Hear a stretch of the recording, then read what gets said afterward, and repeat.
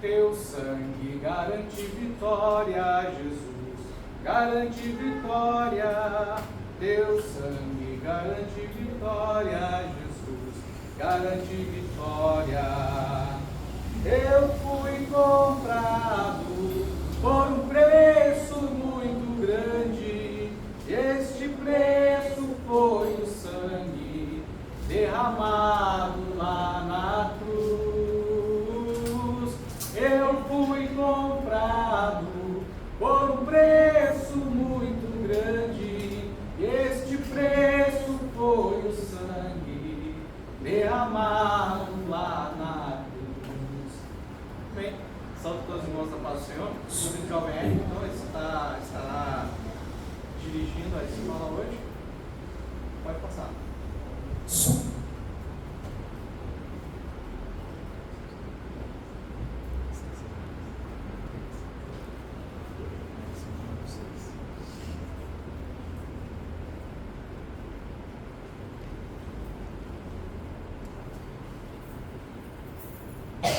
Cumprimento os irmãos com a paz do Senhor. Amém. Irmãos, vamos estar então neste momento fazendo uma oração. Em nome de Jesus, que a gente venha a pedir para Deus abrir nossas mentes, para a gente estar preparado para a lição de hoje. Oremos então. Senhor Deus, Pai amado, em nome de Jesus Cristo, colocamos diante de Ti. Senhor Deus, nós pedimos neste momento a graça e a misericórdia. Nós pedimos, Senhor Deus, essa palavra de hoje, Senhor Deus, que esse ensinamento possa vir a nos purificar, possa vir nos chamar, Senhor Deus, a uma mudança profunda de coração, Pai. Que seja uma lição, Senhor Deus, que a gente possa levar para nossas vidas. Que a gente esteja pronto, Senhor Deus, de ouvidos abertos para estar recebendo a Tua palavra. Eu agradeço, Pai, a todos que vieram, a todos que se esforçaram, Senhor Deus, para participar da escola. Peço Tua bênção também, Senhor Deus, sobre essa escola bíblica, Senhor. Que o Senhor venha nos crescer no maior entendimento do estudo, que a gente venha ter capacidade de estar dando continuidade a ela e que ela cresça também, Senhor Deus, em professores e alunos. Em nome de Jesus Cristo, amém. Os irmãos agora podem aproveitar que estão de pé e abrir a revista hoje na lição 6 dos pastores de Israel.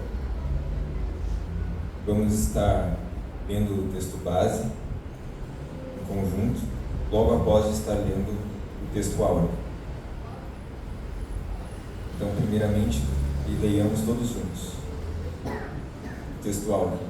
Tem alguém que não tem revista? Todos têm?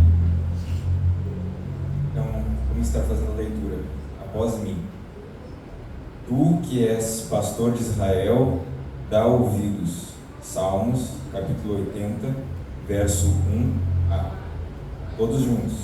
3, 2, 1.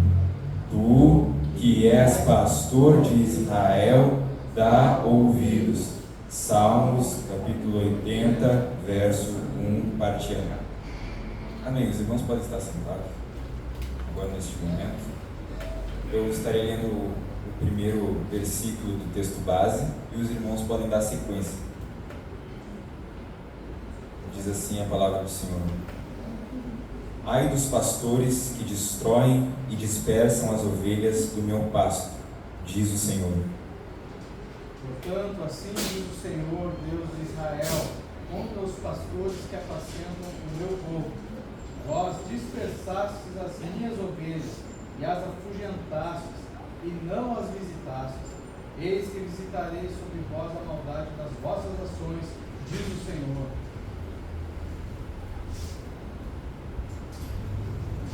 E eu mesmo recolherei o restante das minhas ovelhas de todas as terras, para onde as tiver afugentadas, e as farei voltar ao seu caminho, e frutificarão e se frutificarão. Levantarei sobre elas pastores que apacentam, e nunca mais temerão, nem se assombrarão, nem uma delas faltará, diz o Senhor. Eis que vem dias, diz o Senhor, em que levantarei a Davi um renovo justo, e sendo rei, reinará e agirá sabiamente, e praticará o juízo e a justiça na terra. Os seus dias Judá será salvo, e Israel habitará seguro. E este será o seu nome, com o qual Deus o chamará. Portanto, eis que vem dias, diz o Senhor, em que nunca mais dirão: vive o Senhor que fez subir os filhos de Israel da terra do Egito. Mas vive o Senhor que fez subir e que trouxe a geração da casa de Israel da terra do norte e de todas as terras para onde os tinha arrojado, e habitarão na sua terra. Amém. Uma palavra de provisão, de pastoreio, de liderança divina e humana. Bom, irmãos, eu estou, neste momento eu convido o professor dessa lição a estar passando aqui. Estaremos fazendo uma oração. Convido o evangelista Álvaro para estar fazendo a oração pelo professor. Senhor nosso Deus, nosso Pai, é no nome santo e bendito de Jesus que nós queremos chegar diante da Tua presença para te agradecer por esta oportunidade que nos concede de estarmos reunidos na Tua casa para aprendermos mais da Tua palavra. Dai-nos entendimento, Senhor, daquilo que vamos aprender, Senhor, e que possamos, Senhor, não só entender, mas colocar em prática, Senhor, em nossas vidas. Abençoa o Teu servo que tu escolheste para esta noite, para ser o instrumento nas mãos do Teu Santo Espírito, para ministrar sobre a Tua igreja. Em nome de Jesus Cristo, abençoa o professor e nos abençoa também, Pai. Em nome de Jesus. Amém. Amém. Estarei passando então a direção para o professor. Saúde todos os irmãos, a paz do Senhor. Amém, irmãos? Tá, irmãos. Os irmãos podem tomar seus assentos.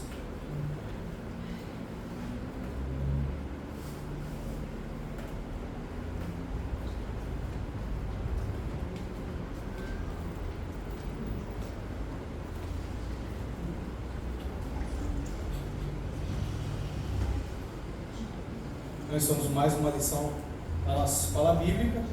Hoje, então, o pastor de Israel. Na lição anterior, nós falamos a respeito de Cristo, sumo sacerdote. Vamos ver se tem alguma revista aí. Eu acho que não tem.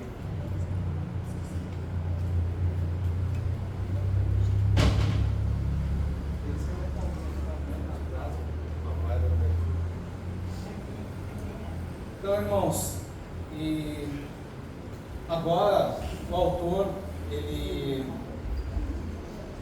dentro desse contexto dessa série de lições, né,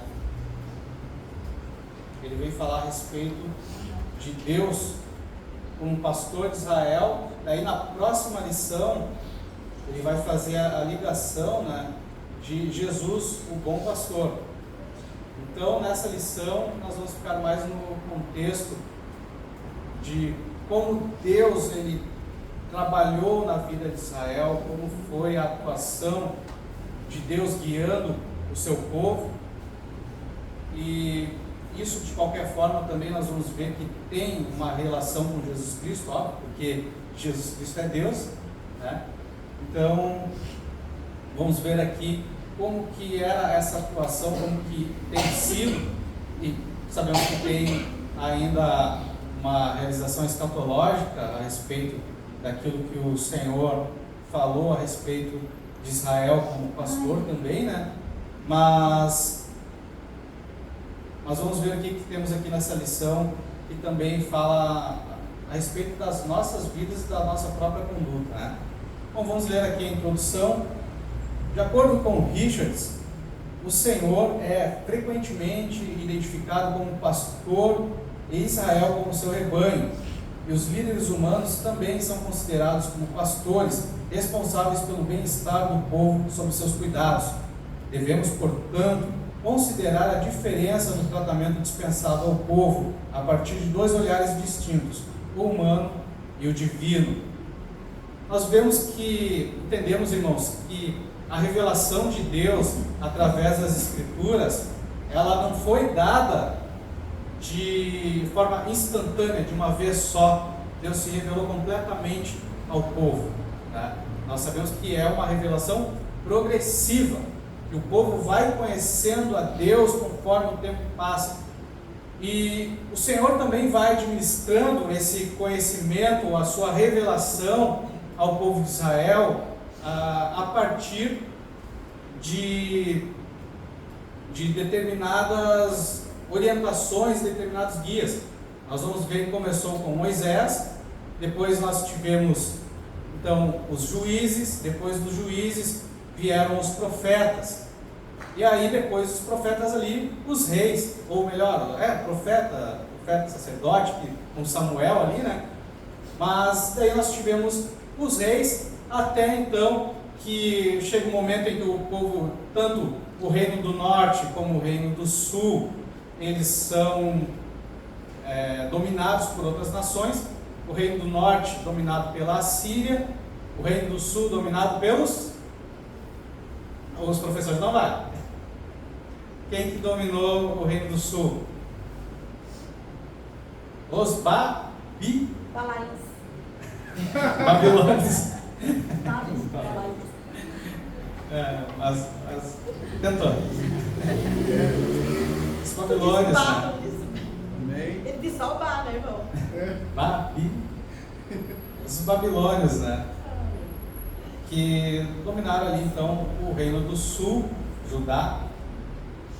E a partir daí, depois o povo judeu, mesmo depois de ter voltado, eles não tiveram mais um reinado, né? Começaram a ser orientados e guiados ali pelos sacerdotes, né? E foi assim até os tempos de Jesus Cristo. Nós vamos ver que havia ainda, e bom, dentro disso nós sabemos que tem uma série de questões ali políticas também no meio do povo de Israel. Mas então, irmãos, o fato é que o Senhor, Ele cuidava, Ele sempre levantou alguém para orientar e cuidar o seu povo. E assim como Ele levantava essas pessoas, o Espírito do Senhor agia através dessas pessoas, até mesmo a despeito da própria pessoa. Um que ele é muito peculiar é Sansão. Sansão é um cidadão assim que a gente olha, meu Deus, esse cara ele é viciado em errar, né? Como errava, e ainda assim Deus usou ele para libertar o povo de Israel, para fazer juízo das ações. Isso não significava que ele seria salvo, né? Mas como o Senhor fala a Ezequiel, se eu não me engano, ele diz, quando eu mandar tu falar, vai lá e fala. Se te ouvir, ganhou. Agora se não te ouvir, o problema é dele. Mas se eu mandar falar e tu não falar, aí eu vou cobrar de ti. Você só vai morrer no seu pecado, mas eu vou cobrar de ti também. Então o Senhor, Ele tem uma exigência, Ele dá uma autoridade, um poder sobre aqueles que serão os guias do seu povo, mas Ele também exige, né, a correta atuação daquela responsabilidade que Ele deu para esse homem, essa mulher, ao guiar o homem ali guiando o seu povo, né? E nós podemos trazer isso também para a igreja, que da mesma forma o Senhor, Ele dá autoridade para o seu povo, nas lideranças, são orados, nós fazemos a imposição de mãos. Então você tem ali uma responsabilidade sobre a tua vida, você deve zelar. Nós vamos ver aqui o que acontece e como Deus trata quando não há esse zelo, quando não há esse cuidado. Porque, irmãos, quando nós não fazemos aquilo que nós somos chamados, fomos responsabilizados pelo Senhor para nós fazer, o povo de Deus, é o povo de Deus que perece, né? E isso é muito triste. Quando nós olhamos para isso, que são vidas que estão se perdendo, é algo que deve apertar no nosso coração e na nossa consciência, né? Nós vamos lá então o autor ele fala aqui que nós podemos considerar a diferença no tratamento dispensado ao povo a partir de duas óticas. Então, a ótica humana e a ótica divina. Nós vamos ver que a ótica humana ela é variável, ela é como se fosse uma senoide, né? Ela está em cima, ela está embaixo. ela nunca é constante. Por quê? O ser humano é inconstante, né? Mas quando nós formos olhar ali da ótica divina, vamos ver que é algo que é estabelecido e ninguém muda. Ele disse uma palavra, ele vai cumprir, aconteça o que acontecer. E nisso nós temos a nossa segurança. Olhar humano, eu peço que... Bom, está sem revista, né? Consegui uma revista aí, tá? Então, lê para mim, por favor, a parte 1, até... Pode ler até o final da parte... A parte 1 ali, os tópicos 1 e 2. Começa ali no primeiro, segundo parágrafo e continua no mesmo número. Isso. Na Bíblia, vários líderes foram designados com a missão de dirigir o povo, quer espiritualmente, quer politicamente. Sacerdotes, juízes, profetas e reis. Na visão de Lawrence, tais lideranças podem ser consideradas como pastores, guias, que deveriam zelar pelo bem-estar do rebanho, o povo, a nação. Contudo, não é o que lemos nas páginas sagradas. Infelizmente, o declínio espiritual constatado na vida destes que tinham sobre os ombros a responsabilidade de guiar o povo, gerou profundas e sucessivas crises de liderança, com reflexos negativos em várias áreas, fazendo com que Israel trilhasse por caminhos tortuosos e distantes de tudo que foi proposto inicialmente por Deus. Trouxeram destruição e dispersaram o rebanho. Nesta passagem, o Senhor reprova com veemência os que promoveram destruição e dispersão, e que não se preocuparam com o estado do rebanho com o mesmo zelo que o Senhor. Também não guiaram o povo, deviam ser uma referência, conduzindo o povo dentro do propósito divino. Este texto de Jeremias destaca o quanto trajetória com a expressão Quanto falhado. Lá para cima. O quanto falharam estes pastores, líderes de Israel. Tá bom, obrigado. Então, irmãos, o olhar humano aqui é o que o Senhor, o autor aqui, ele já mostra como houve um declínio espiritual. O Senhor, ele dá uma ordenança, isso já nós podemos ver já, irmãos, logo com Moisés. O Senhor, ele chama Moisés vai para o monte receber as instruções do Senhor. O povo de Israel ficou sem líder nenhum ali. O que vocês irmãos acham? Enquanto Moisés subiu no monte e o povo de Israel estava ali na planície, o povo de Israel estava sem nenhuma liderança. Quem era a liderança? Arão. Bem. Próxima vez vamos trazer uns bombonzinhos para distribuir, né, irmão Raul? Isso. Ouro branco. Tem alguém que não gosta de ouro branco? Então tá. E aí, irmãos, Arão ficou lá.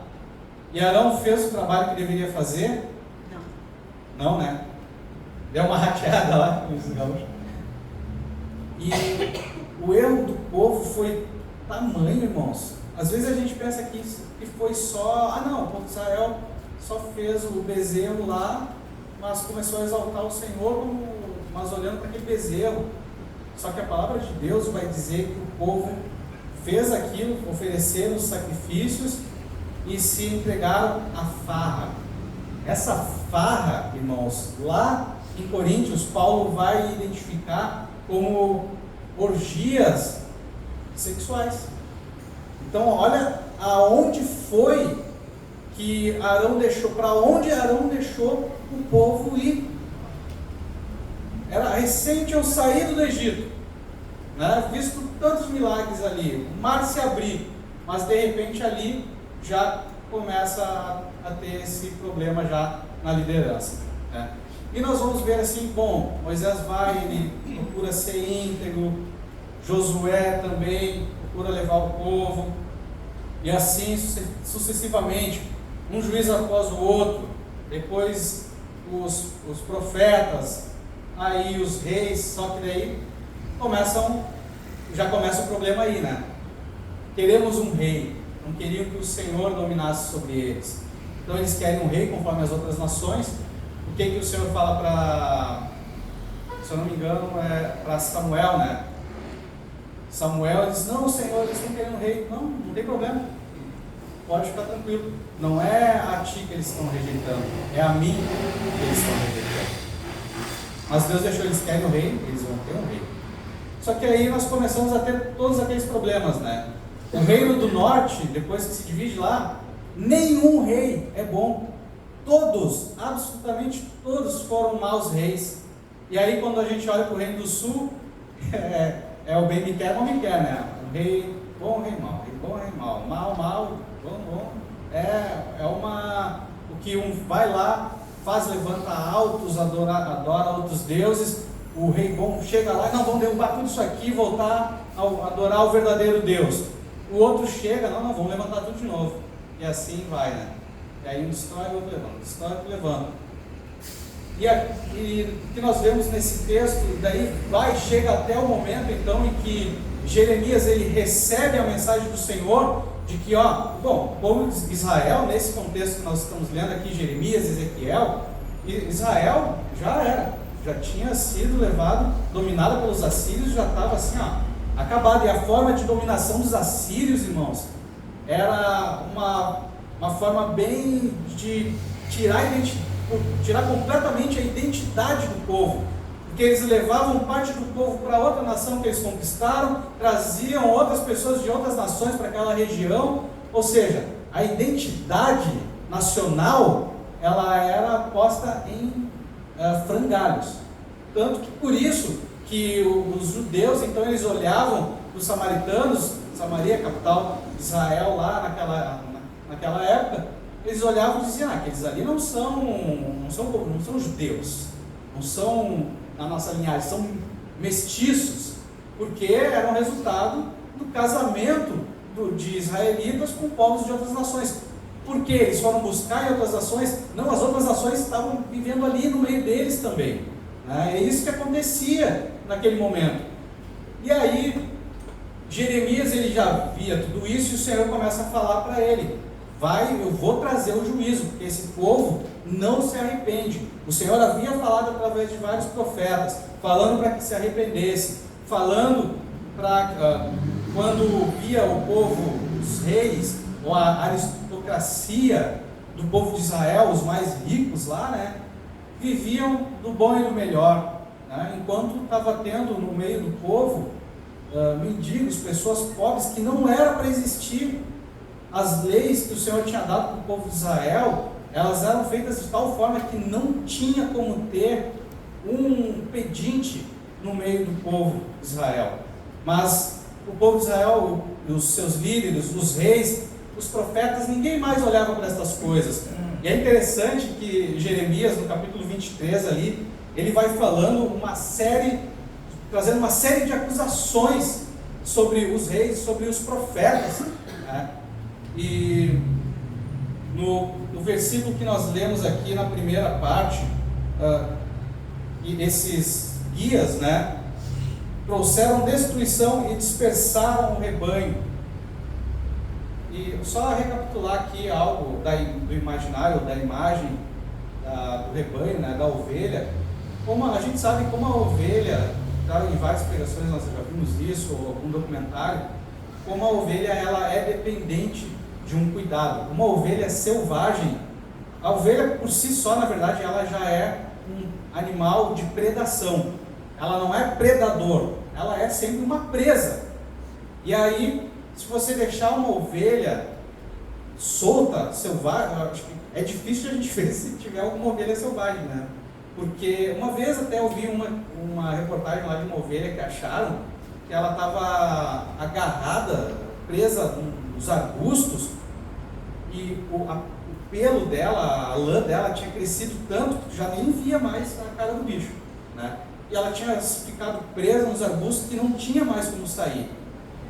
E aí os pastores viram ela lá, tiraram ela daquele lugar, e aí tiraram aquela lã toda.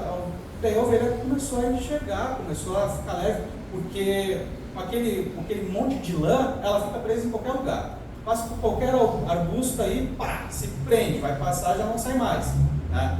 Aí tem mais chove, pesa aquela lã, vai pesar no corpo dela, vai prejudicar a mobilidade. Já é uma presa. Com mobilidade prejudicada, presa mais fácil ainda. E outra coisa que eu vi também uma vez que é interessante, né? Que até depois nós vamos dar uma visitada no Salmo 23 ali, quando fala, guia-me mansamente a águas tranquilas. Às vezes parece algo que é só um refrigério para a nossa alma, assim, que realmente, nossa, água tranquila é tão bom assim, aquela água calminha, tudo. Mas é que a ovelha, ela se assusta fácil também.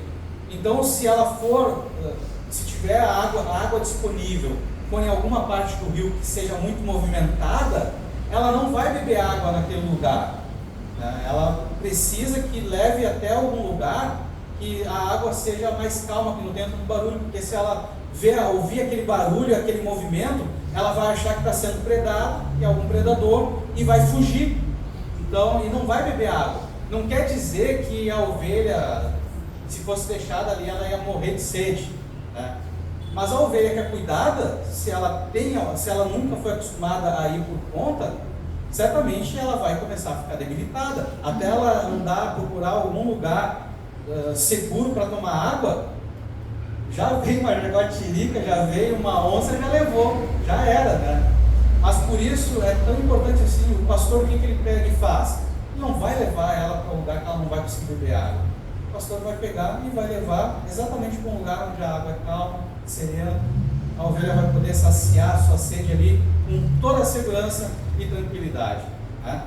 E aí o que o Senhor olha para o povo de Israel e está vendo? Não é o que está sendo feito. Para começar, as ovelhas não estão sendo nem guiadas. Em Jeremias, no capítulo 23, versículos 1 e 2, vai dizer: ai dos pastores que destroem e dispersam as ovelhas do meu pasto, diz o Senhor. Portanto, assim diz o Senhor, o Deus de Israel, contra os pastores que apacentam o meu povo. Vós dispersastes as minhas ovelhas, e as afugentastes, e delas não cuidastes, mas eu cuidarei em vos castigar a maldade das vossas ações, diz o Senhor. Então nós vemos ali mais adiante no texto que com falsas profecias o povo era anestesiado e permanecia no erro.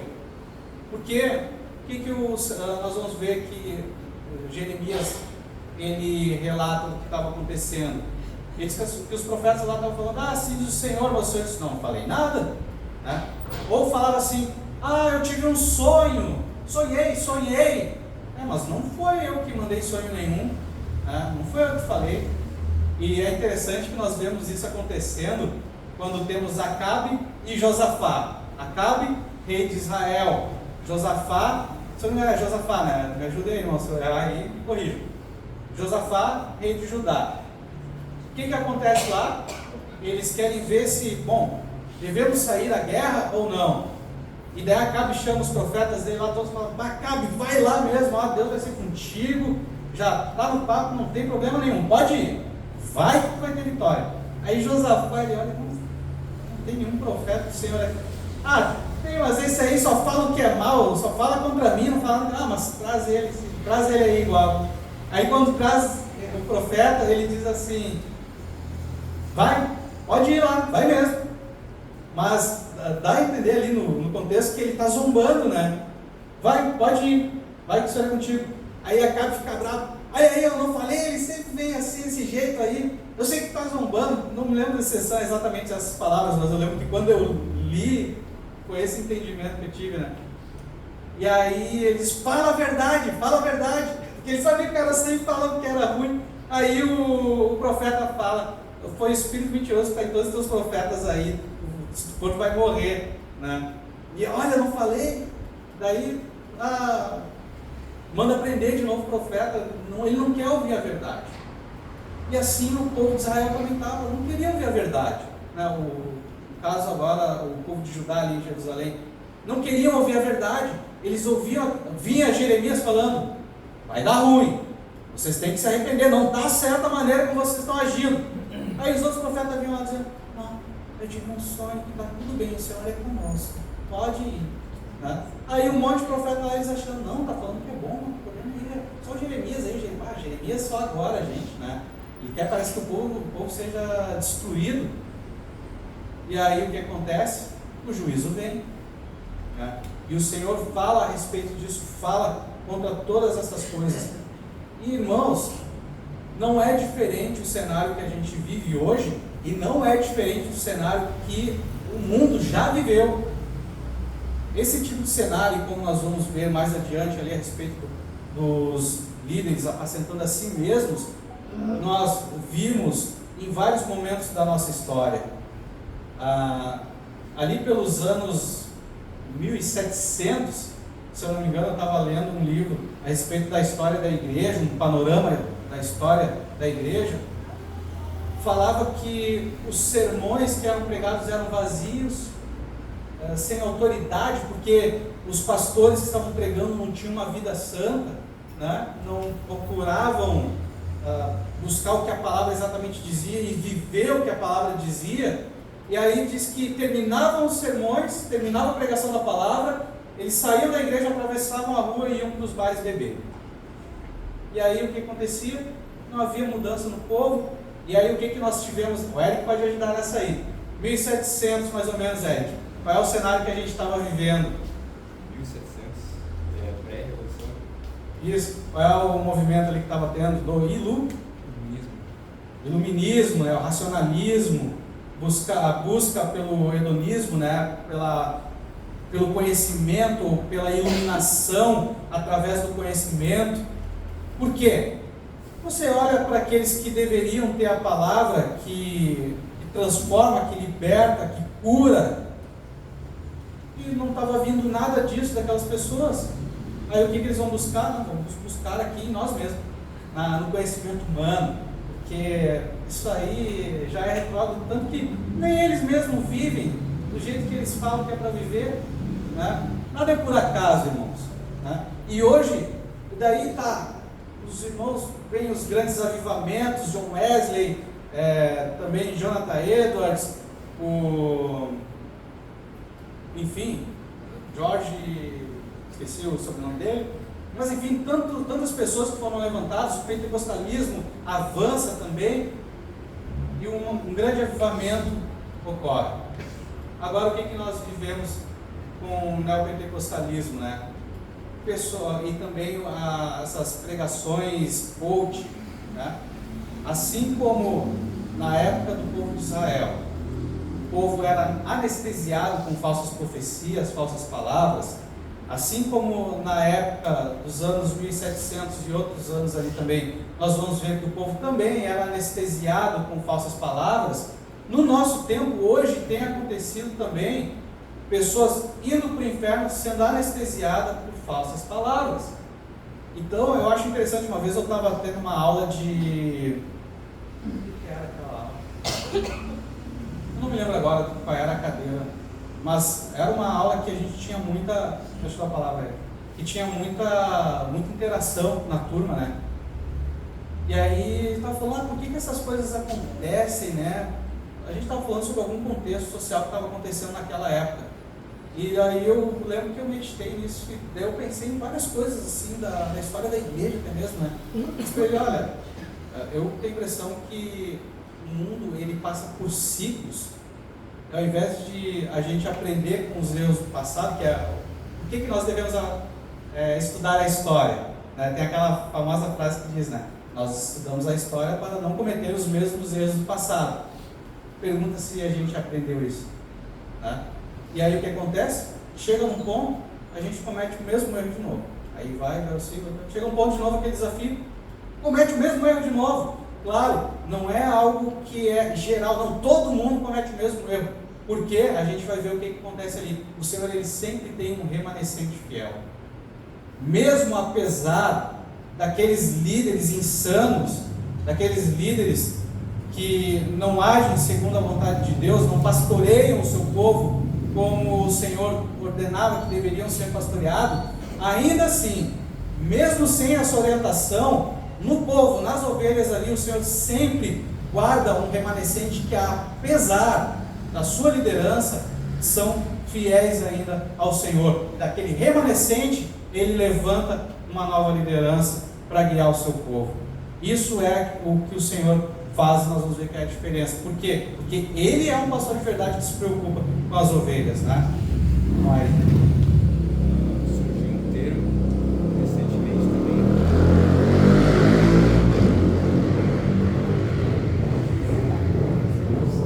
Surgiu um termo recentemente que advém disso, né? Inicialmente se tinha o pentecostal, que era um dos braços do avivamento mais recente. Depois, o neopentecostal, o novo pentecostal. Mas existe um termo agora que era o pós-pentecostal. Ele já é algo que é até diferente, já não é mais pentecostal. Por quê? A base de quase todos os avivamentos da história são três, né? Um é o conhecimento da palavra de Deus, que leva ao 2, que é o arrependimento, e 3, a oração, a adoração, pedindo pelo poder de Deus também. E o pós-pentecostal, ele contraria todos esses pontos, porque ao invés desse movimento de caridade, de poder de Deus, de estar entregando, é o contrário, é de eu não preciso me arrepender, eu não preciso me dar, de eu não tenho que dar recursos, mas eu tenho que colher recursos de Deus. E, ou seja, é completamente oposto ao verdadeiro avivamento. Fica só a parte do barulho, da agitação, a parte mais carismática, mas não fica a parte realmente de buscar o poder e o arrependimento da palavra de Deus. George Whitefield, o nome do outro pregador, era o príncipe dos pregadores ao livre, né? Mas exatamente isso. Ouvi um testemunho de um pastor que ele foi fazer como se fosse um estudo lá dos Estados Unidos, e ele ficou, parece que 6 ou 8 meses, alguma coisa assim. E aí os brasileiros ficam na curiosidade: como é que é a igreja aí? Como é que está a igreja aí nos Estados Unidos, né? E aí ele disse: olha, estou numa igreja aqui, as pregações são boas, muito bíblicas, né? Mas é uma igreja assim que tu não vê jovens, crianças, são só, assim, ó, é de 30 anos para cima, muitos cabelos brancos, a maioria, mas é uma igreja que não tem jovens. E parece que é um cenário que está em todos os Estados Unidos. Ele não sabe como que vai ser o cenário cristão das igrejas do futuro, porque são igrejas envelhecidas, né? A gente vê uma igreja com muitos idosos, nossa, que bênção, mas tu tem que ver também os jovens ali, porque é o futuro, né, que vão conduzir ainda, levar a igreja ainda, continuar pregando o evangelho. E uma coisa que tem acontecido, olha só que interessante, por que essas igrejas também elas acabam crescendo tanto, né? Diz que os jovens, eles estão procurando cada vez mais experiências fantásticas, como é que se diz, fora do corpo, transcendentais, enfim, eles estão buscando esse tipo de experiências. E aí, o que essas igrejas normalmente batem muito na tecla, né? Vem aqui buscar uma experiência, vai ser algo para... Só falta dizer que vai ser algo psicodélico. Por quê? Tem aquele escurecimento da igreja, entra numa espécie de um nirvana, um transe coletivo, que na verdade é o que os jovens estão procurando. Eles estão dando aquilo que os jovens estão procurando mesmo, né? Porque eles estão indo, muitos jovens hoje, não é exclusividade, mas os jovens estão sendo mais atraídos por isso, né? Para xamanismos. Esses dias, fazia muito tempo que eu não ouvia, eu ouvi falar de alguém que a pessoa pegou e está indo se convertida a xamanismo. Ela diz que é a religião dos nativos brasileiros, né? Então as pessoas estão buscando aquela religião que tem aquele chá que é alucinógeno. Os jovens estão buscando essas coisas. Eles não conseguem mais hoje parar para ouvir uma pregação da palavra de Deus. E isso é um sintoma que ele é um tanto revelador para a gente parar para pensar nessas coisas, irmãos.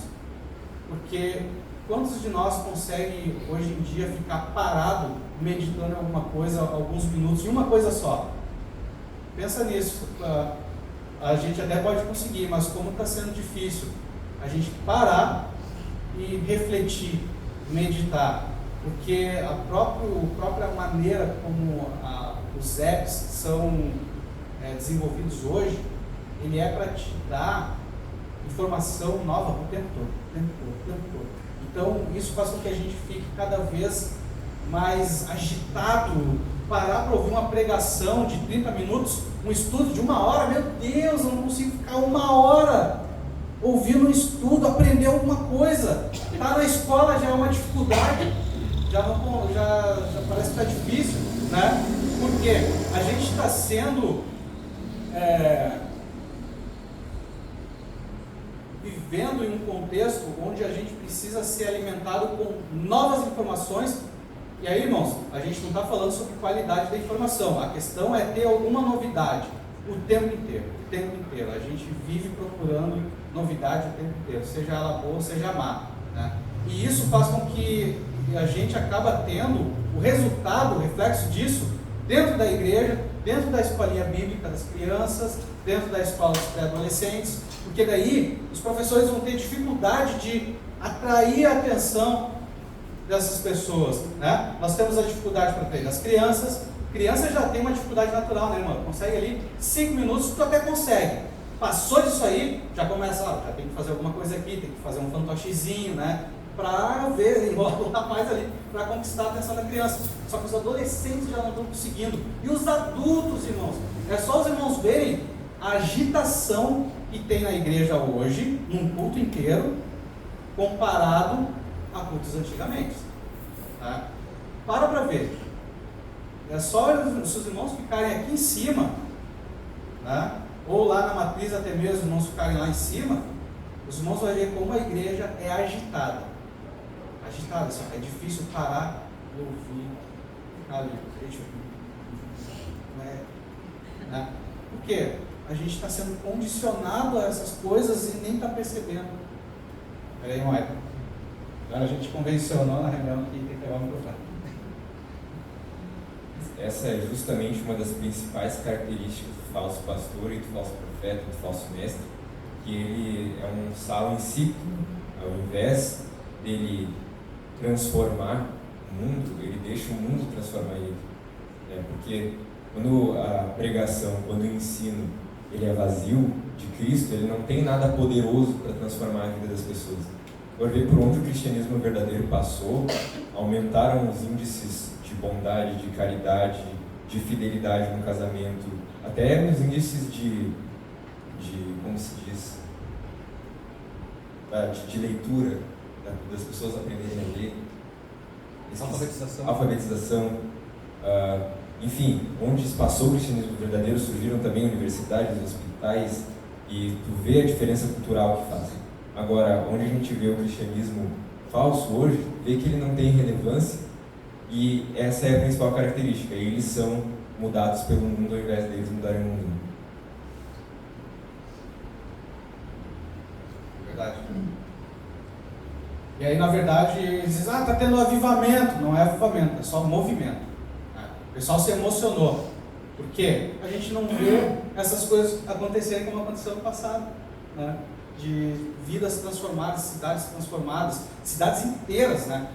Quando houve o avivamento lá na região de Jonathan Edwards, nos Estados Unidos, lá, diz que a cidade inteira, assim, que não tinha, as pessoas não ficavam mais doentes. Enfermidades pararam de acontecer naquele lugar durante muitos anos, né? Brigas, nada, a cidade mudou. Esse é o verdadeiro avivamento que a palavra de Deus traz. Ele não é algo que é transitório, temporário, alguns dias, não, durou anos, e houve mudança de vida das pessoas, né? Mas para isso é necessário que se pregue a palavra e que se guie o povo com fidelidade, né? E era isso que Deus queria do povo, só que daí o que nós vimos, não, isso trouxeram destruição para o povo de Israel, trazendo palavras que não era o Senhor que havia dito. E aí na parte 2, não guiaram o povo, e é mais triste ainda, irmãos, que a palavra de Deus fala que não é questão de não guiar, a questão é de ainda levar para se perder. É pior ainda. Uma coisa é você pegar e deixar de fazer aquilo que você tinha que fazer. Não guiei, fiquei lá. O pastor pegou, ficou lá no campinho e deixou as ovelhas se foram, né? Mas o que acontece aqui, ó, Jeremias capítulo 50, versículo 6. Meu povo tem sido ovelhas perdidas, seus pastores as fizeram errar e as deixaram desviar para os montes. Do monte passaram ao outeiro, esqueceram-se do seu redil. Ou seja, ele levou as ovelhas até um lugar que se perderam. E elas foram. Se foram e ficaram lá um tempão, tudo depois. Acho que era o curral mesmo. Não sabe mais voltar para o curral. Se perderam de tal forma que não consegue mais voltar. Se não for um pastor lá e achar ela, a ovelha perdida lá, achar aquela ovelha, resgatar, vai ficar perdida lá, né? Se acostumou àquela situação, não ter uma voz que lhe guie, né? Não me dava ordem nenhuma, não me mandava voltar, aí vai, segue a sua vidinha como quer, como bem entende, e aí, o que nós temos resultado aqui, ó, parte A, né? Ovelhas perdidas tem sido o meu povo, sem direção. Os seus pastores as fizeram errar, sem instrução. Para os montes as desviaram, sem condução precisa, né? E ainda fazendo desviar de fato. De monte para outeiro andaram, sem rumo certo. Esqueceram-se do lugar do seu repouso, sem abrigo e proteção. Não sabem mais voltar. Estão largadas no mundo. 3. Apacentava a si mesmo e não as ovelhas. Mais uma veemente palavra proferida pelo Senhor contra esses pastores. Estavam preocupados consigo apenas, e o seu objetivo era apenas o benefício próprio.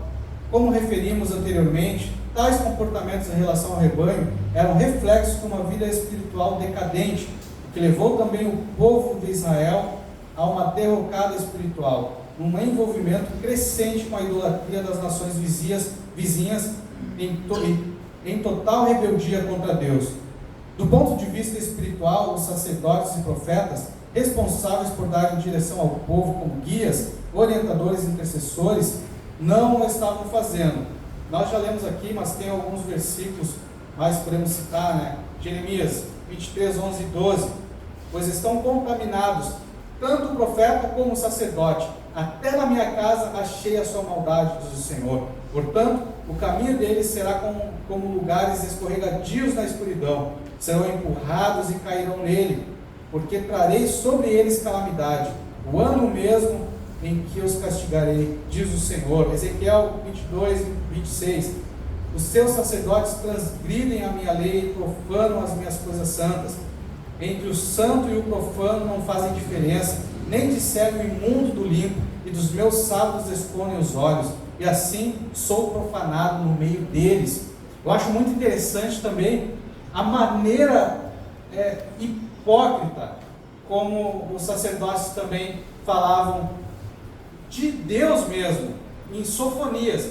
Se os irmãos forem ler, eles vão falar assim, se eu não me engano é Sofonias, não é Sofonias, é Abacuque, diz assim: o Senhor, Ele fez a ferida e Ele mesmo a sarará. O Senhor, deixa eu ver aqui, vamos achar o texto certinho. Eu acho que é Sofonias.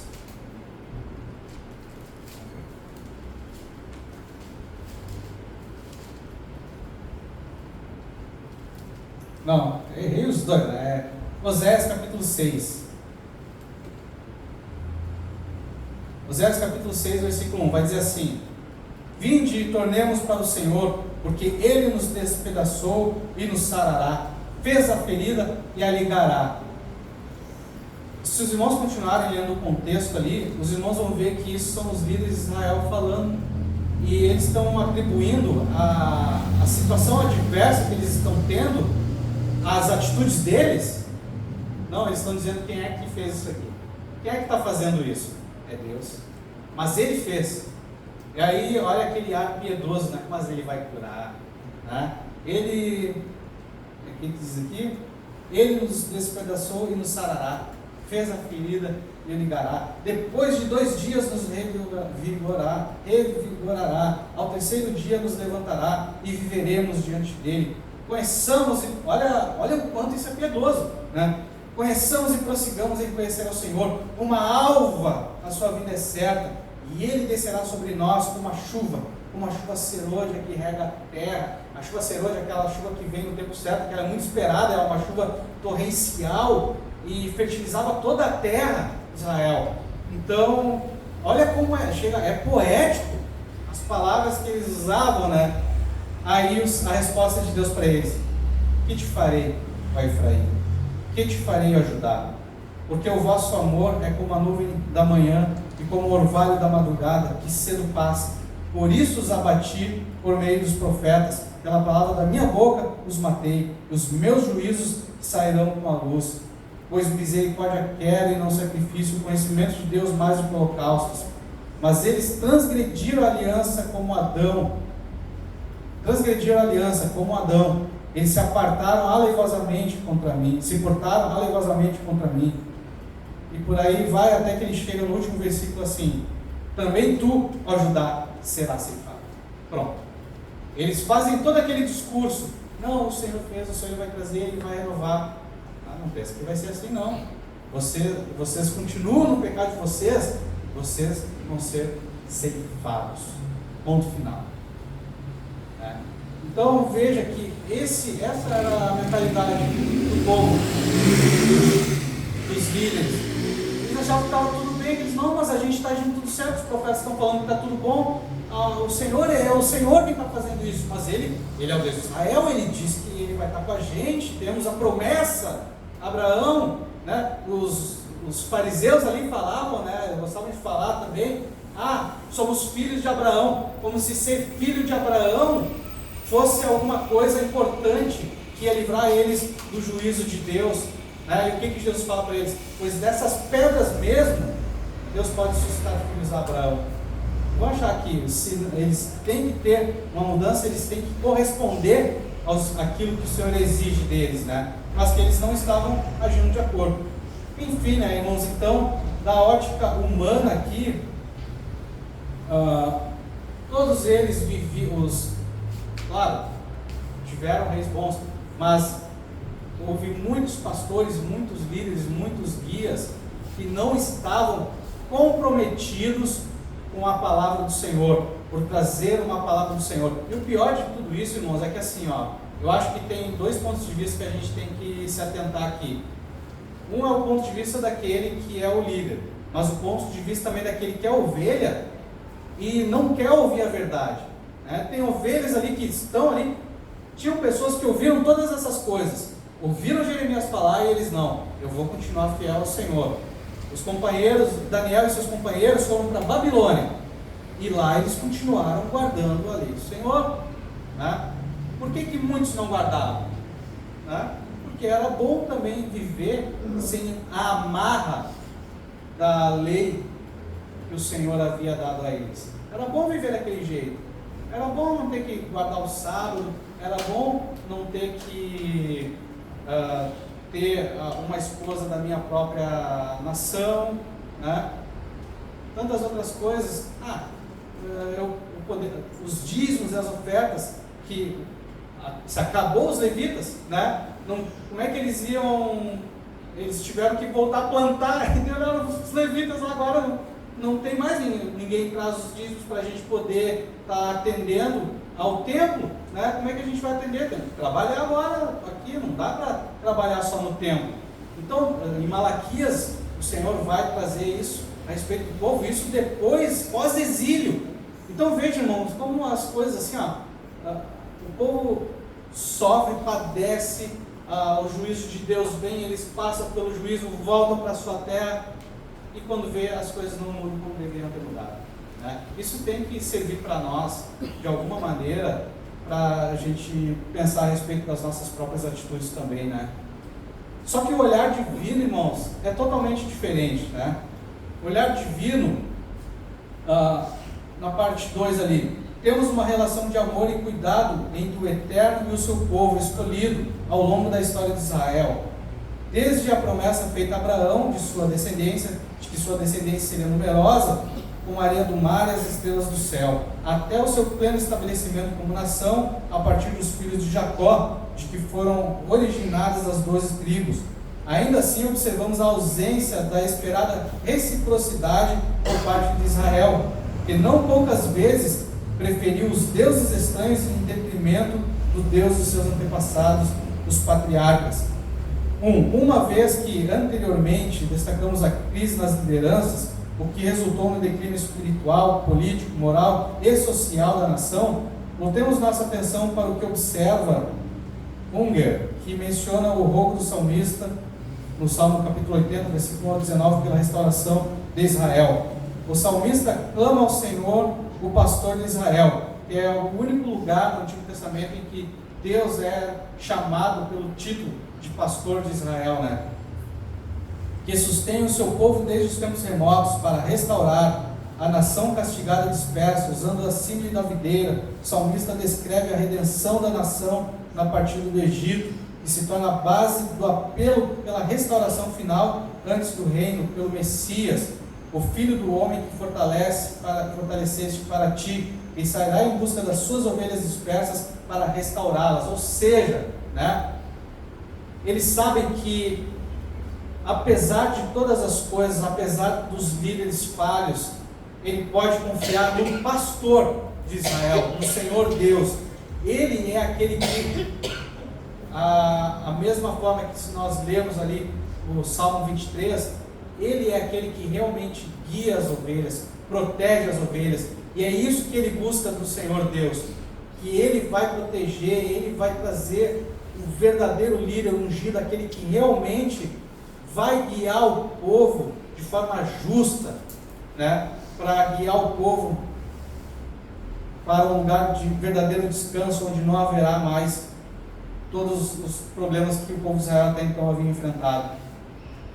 Esse olhar de cuidado pelo rebanho por parte do Senhor foi referido pelos profetas no Antigo Testamento, que foi observado por Unger, que destaca ao comentar o texto de Ezequiel, capítulo 34, versículo 15 e 16, a ternura do pastor, e usa este exemplo para transmitir o amor de Deus pelo seu povo. Vamos ver aqui Ezequiel, capítulo 34, versículo 15 e 16. Eu mesmo apacentarei as minhas ovelhas e as farei repousar, diz o Senhor Deus. A perdida buscarei, a desgarrada tornarei a trazer, a quebrada ligarei e a enferma fortalecerei, mas a gorda e a forte destruirei, a apacentá-las-ei com justiça, né? Isso aqui é a respeito daqueles que estavam só se apacentando a si mesmo, né? Deixando os outros ali sofrendo a míngua. Mas o Senhor diz que Ele vai apacentar, né? Isso nós vemos através de Jesus Cristo. Ele é que é o Rei, Ele que é aquele que realmente é o bom pastor, como nós vamos ver na próxima lição. Na parte 3, o Senhor Jesus demonstrou compaixão para as ovelhas perdidas da casa de Israel, pois os pastores, líderes que antecederam, não demonstraram o cuidado esperado para com as ovelhas, deixando-as vagar errantes, mais preocupados em manter uma religiosidade meramente formal, sem considerar aspectos práticos e espirituais da lei. Isso aqui, irmãos, é interessante. Eu já falei aqui que os fariseus, eles não foram sempre essa caricatura que hoje nós vemos dos fariseus de hipocrisia, né? Mas no período intertestamentário, que foi quando eles surgiram, esse grupo surgiu, nós tínhamos 3 grupos lá: os fariseus, que eram mestres da lei, os saduceus, que eram ligados ao templo, formado por sacerdotes, escribas ali, né? Os escribas estavam também mais ligados aos fariseus, e tinham os essênios, que eram outro grupo, né? Mas todos eles, naquele momento em que o povo de Israel estava sofrendo sob o jugo de Antíoco Epifânio, e depois vem sobre os romanos também, né? Nesse momento eles foram de suma importância para manter a identidade do povo de Israel, a identidade religiosa, a identidade nacional, em volta da teocracia mesmo, buscando a Deus, né? Porque quem estava liderando naquela época, que tinha vindo a partir dos macabeus, mas depois os macabeus já perderam também o controle, já saíram da família deles, e bagunça, como os irmãos viram quando eu ministrei um estudo aqui a respeito do período interbíblico. Acontece que os fariseus saíram daquela situação né, de uma busca por manter o povo numa identidade, buscando a Deus, para uma busca de poder político, né? Eles estavam mais preocupados em manter aquela aparência, aquele poder, do que em guiar o povo. E acabou nos embates deles com Jesus Cristo, né? Eles preocupados em perder aquela autonomia, aquele prestígio que eles tinham perante o povo.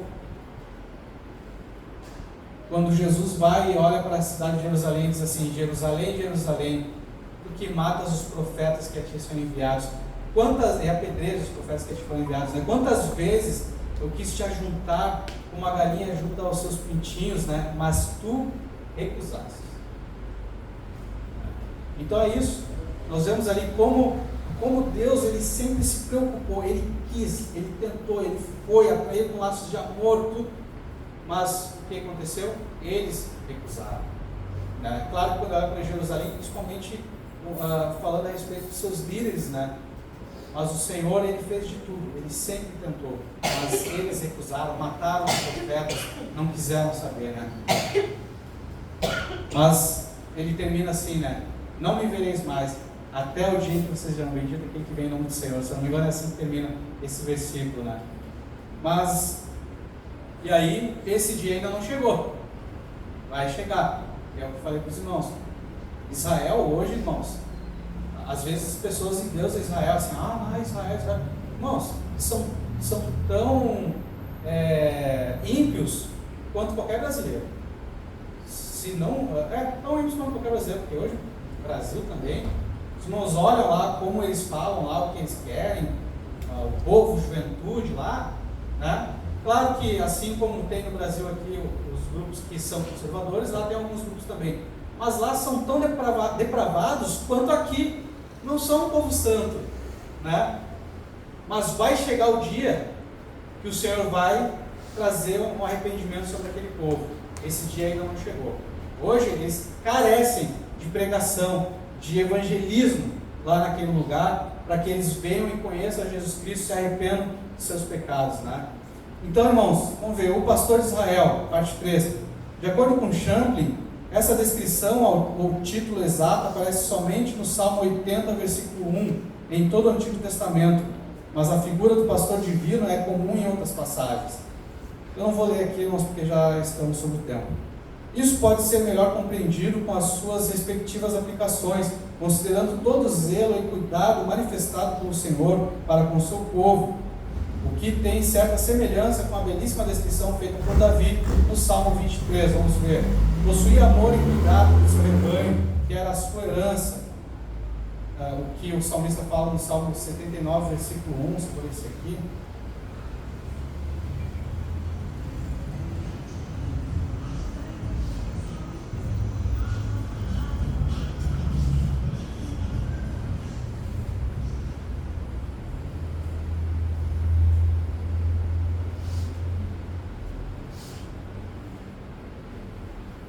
Ó Deus, as nações invadiram a tua herança, profanaram o teu santo templo, reduziram Jerusalém a um montão de ruínas. O salmista identificava Israel, a tua herança, né? Era um protetor especial, era a fonte de todo o bem-estar, o suprimento de cada necessidade, era um agente que perseguia os inimigos que atacassem o que aliviava toda a aflição, era o poder que conduz a coisas melhores. Tudo isso distinguia Israel dos demais povos da terra. Aí no Deuteronômio capítulo 4, versículo 4 a 8 diz: porém, vós que permanecestes fiéis ao Senhor vosso Deus, todos hoje estáis vivos. Eis que vos tenho ensinado estatutos e juízos, como me mandou o Senhor, meu Deus, para que assim façais no meio da terra que passais a possuir. Guardai-os, pois, e cumpri-os, porque isso será a vossa sabedoria e o vosso entendimento perante os olhos dos povos que, ouvindo todos esses estatutos, dirão: certamente este grande povo é gente sábia e inteligente. Pois que grande nação há que tenha deuses tão chegados a si como o Senhor, nosso Deus, todas as vezes que o invocamos? E que grande nação há que tenha estatutos e juízos tão justos como toda esta lei que eu hoje vos proponho? Então tinha um distintivo, tinha algo de especial, mas negligenciavam todas essas coisas. Conclusão: essa relação entre Cristo, Israel, pastor e rebanho, expressa todo o cuidado dispensado pelo Senhor para com o seu povo. Isso foi manifestado desde o princípio, e que, muito embora ao longo dos anos tantos infortúnios tenham sobrevindo a Israel pela sua desobediência e apostasia, jamais o Senhor deixou de amar e cuidar da descendência de Abraão. A misericórdia de Deus foi demonstrada em diferentes momentos da história de Israel no passado, e nos tempos finais, diante das ameaças que sobrevirão a este povo, o pastor de Israel continuará usando a sua benignidade e defenderá essa nação no cumprimento das profecias bíblicas, numa clara e visível demonstração de amor. Amém, irmãos? Vamos colocar em pé, então os irmãos passem aqui. O evangelista Álvaro gostaria de comentar algo mais? Irmão Noel? Tá, irmãos? Então, irmãos, que nós venhamos a pensar a respeito disso, né? Aleluia! As posturas, quanto à responsabilidade que temos naquilo que o Senhor coloca nas nossas mãos, e a nossa postura também como ovelha, né? O que nós vamos seguir? O que nós estamos seguindo? Nós estamos observando a palavra de Deus acima de tudo, né? Nós possamos estar